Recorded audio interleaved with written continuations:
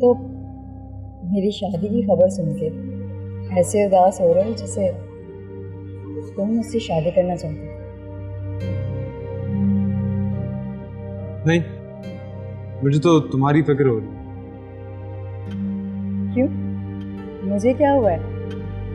तुम कैसे उस सिकंदर के साथ, पता नहीं। मेरा मतलब एक बंदा जो पहले से शादीशुदा है, तुम उसके साथ अब क्या करो? देखो, तुम मेरी फिक्र बिल्कुल भी मत करो। मैं जानती हूँ कि तुम्हारे ज़हन में क्या चल रहा है।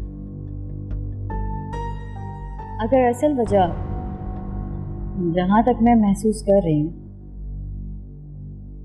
तुम्हारी नज़र में यह है कि मैं मरियम के हक पे डाका डाल रही हूँ,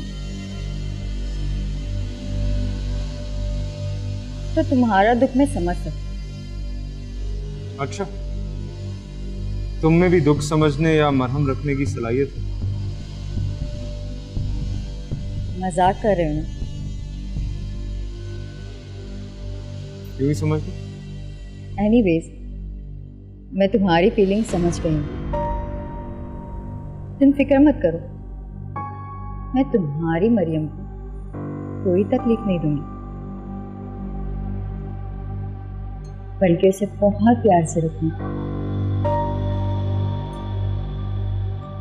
आप अच्छा चलो चले, वैसे बहुत देर हो गई है, तुम मुझे घर ड्रॉप कर देना, खुद को भी आ गई होंगी।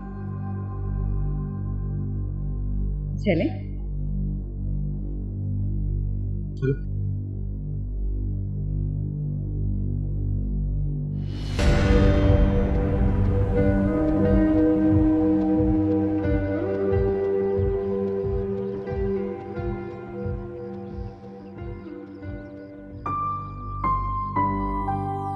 तानिया का दुल्हन बनकर इस घर में आना तय है।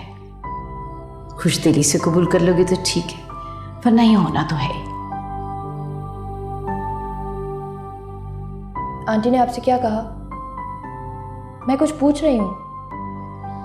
तुम्हारे सुनने वाली बात नहीं। तो आपने कुछ कहा उनसे? नहीं, मैंने सिर्फ सुना। आपने कुछ कहा क्यों नहीं? वो सुनने के मूड में नहीं थी। ये सब कहने और सुनने के बाद क्या होगा? जवाब चाहिए मुझे।